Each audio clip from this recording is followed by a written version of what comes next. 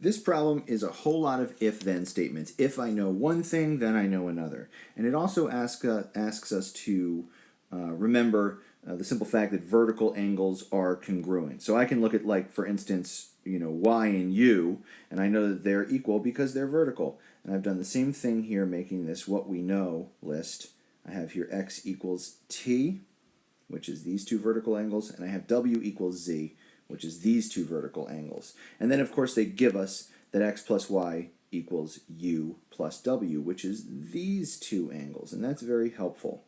That's helpful because notice what they tell us here, what we know, because they're vertical, is that y equals u. So what I'm going to do is rewrite the information they give us, but instead of x plus y equals u plus w, I'm going to say x plus y equals y plus w, because we know that y and u are exactly the same thing. That enables me to use the subtraction property to wipe out the y, and we now know that x equals w. X equals w. Now, notice this little fact. W equals z. So if x equals w and w equals z, well, then that means that x equals z. I'm just simply substituting in things I know. So that means that Roman numeral is definitely correct.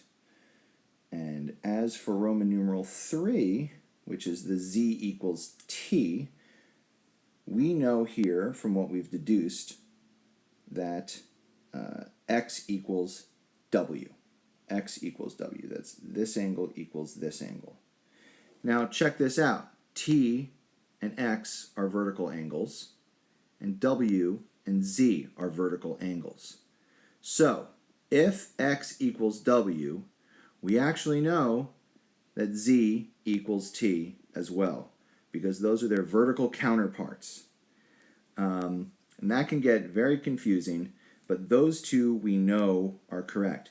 This one, y and w, there is no justification for setting them equal to each other. Simply because this angle equals this angle is not good enough, and there is actually no way we can align these and prove that y and w are equal. So in this case, we're only going to go with Roman numeral 1 and Roman numeral 3.